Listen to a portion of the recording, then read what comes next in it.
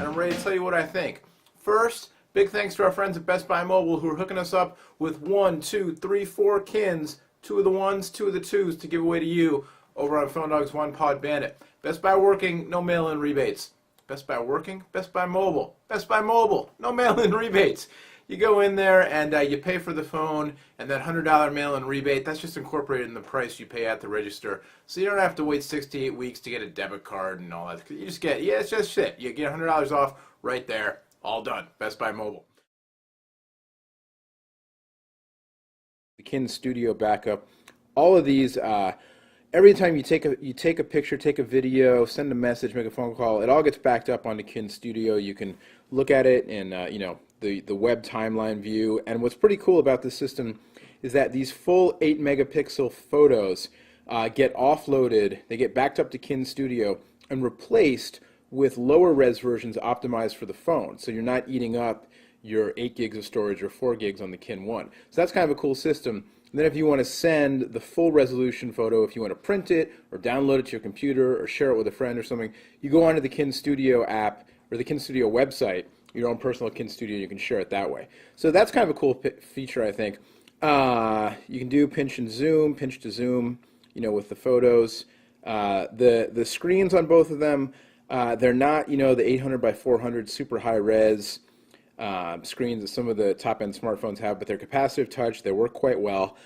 This leads me to one of the cons, which you can see some of these photos I took came out pretty blurry, and that has to do with the ergonomics of the phones. So both of these phones have dedicated camera buttons. On Kin 2, it's up here on the upper right corner. On Kin 1, also on the upper right corner, just a different phone shape.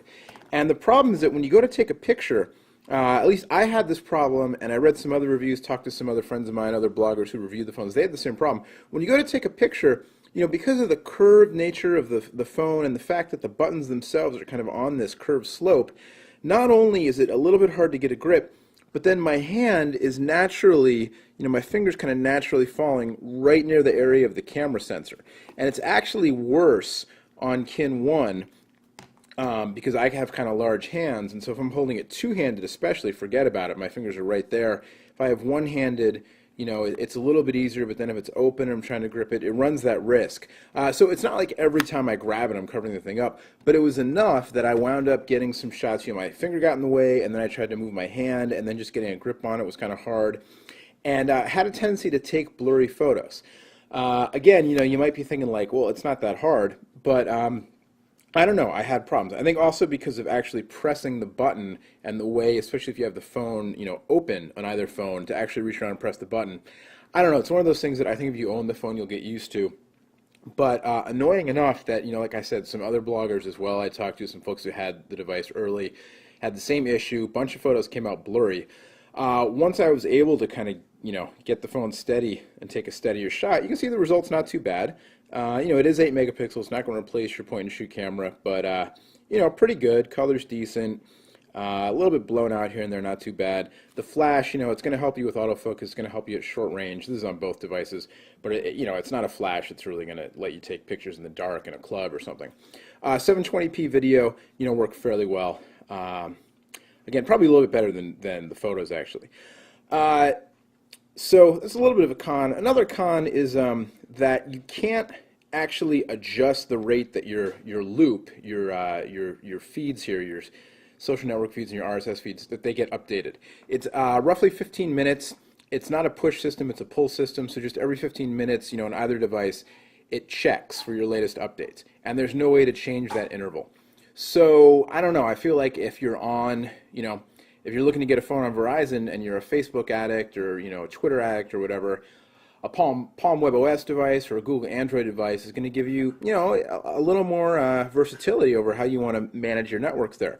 Also, the Twitter clients on these devices, they're not really Twitter clients, and there's no app store. You can't download apps. There may be a solution coming down the line. Microsoft talking about kind of merging the Kin platform and the Windows 7 platform, but as for now, there's no app store. You can't download apps. No games on the phone either. But if you want to, if you want to update Twitter, that's it. You can do an update, and you can choose Facebook, Twitter, both, but there's no retweeting. There's no at replies. There's no direct messaging, nothing like that. You have to go to the Twitter mobile site, which you can do. It's just, I don't know, they're talking about Generation Uploader and they're integrating Twitter into the operating system. And like I said, you see WebOS, you see Google Android, with much deeper integration. The operating system, the Loop, it is what it is, the giant icons, and it's cool the way that the people who you actually get information from and you interact with more, they kind of float up to the top, and that's kind of neat. The Spot, it's kind of cool, but it's also, I don't know. So I'm going to drag Philip Byrne here, another mobile blogger. I'm going to drag him to the Spot, his Twitter update. I'm going to go to the Spot, and then I can choose. I can upload this to somewhere, to Facebook, right? I can't retweet it, but I can upload it to Facebook, or I could send it to people via text or text, MMS, or email. And it's kind of cool. It's a neat interface. It comes down to, do you really like the interface? Do you like the way the Loop looks and the whole thing with the Spot? The Kin Studio is a great feature. Is that worth it enough to you? And is this just going to do it and you like the look and feel of the device? And especially if you have a Zune and a Zune Pass, there's a lot of upside there. Otherwise, you're paying $30 a month mandatory data. That's smartphone plan data on Verizon.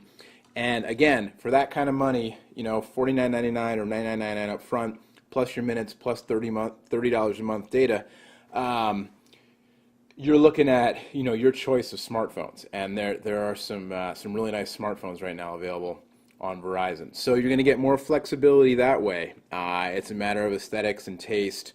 And Verizon and Microsoft have said, or I guess Verizon said, the data is justified because of the Kin Studio and the automatic backup, and that is a very cool feature. It's really, though, it's up to you to decide, does that justify it or not. A couple other things really quick. I said voice quality is pretty good. The web browser is decent. It's not as good, I don't think, as the WebKit-based browsers you're going to find on Android, WebOS, or iPhone. It's derived off of Internet Explorer, but it works pretty well. You can pinch and zoom and double tap and all that stuff. And it's not like pinching and zooming is the end-all be-all of web browsing, but it is a hot feature right now. Trendy, and lots of phones have it. But I also do think it's very helpful. I personally use it a lot on the phones that I use. Other people prefer to double tap to zoom. Kind of up to you. I like having the multiple functionality, and it has it. And the web browser, you can see it renders pretty faithfully. One thing about Kin Studio, talking about web browsers, it only works on browsers that support Silverlight. So if you use Google Chrome on your desktop or laptop computer, you're not going to be able to access Kin Studio, at least not right now.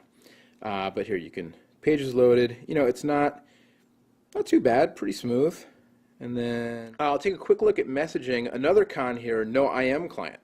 You can, and you can't Facebook chat either. So, you can do Twitter, you can do Facebook, but you cannot IM with people.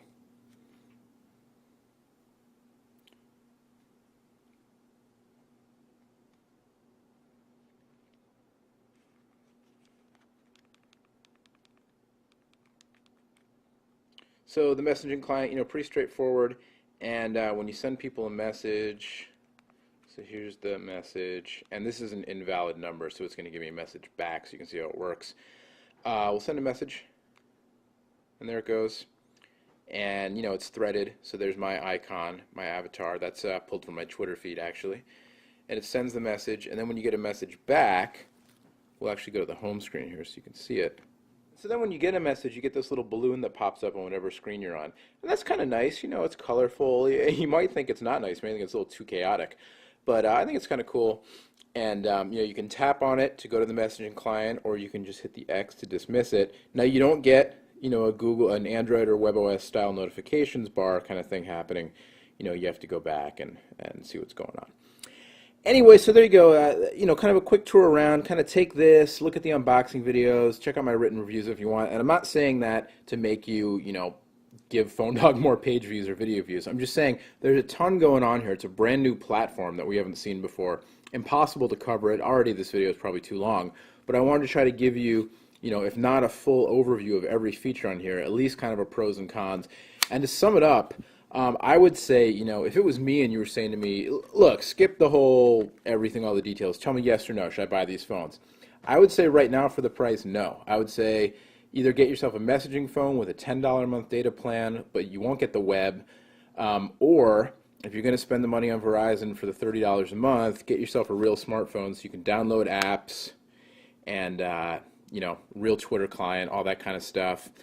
And then, maybe down the line, Or if you're interested in these devices, maybe wait a little bit and see if down the line, what happens with Windows Phone 7 series, and if they really do merge the two platforms. And I'm sure they'll have to come up with some kind of apps and gaming functionality for these devices to keep them current, or maybe not. Maybe Generation Upload will love these things right out of the box, and I'll be entirely wrong. All I can do is give you my opinion, and there it is. Microsoft Kin 1 and Kin 2 for Verizon. My name's Noah from PhoneDog.com. That's me right there. That's my Facebook profile photo. That's my Twitter photo profile. It's like I'm two people in one body sharing one mind. That's why I make so many mistakes. Till next time, thanks for watching, and much more on both of these devices over on PhoneDog.com. We'll see you later. Bye-bye.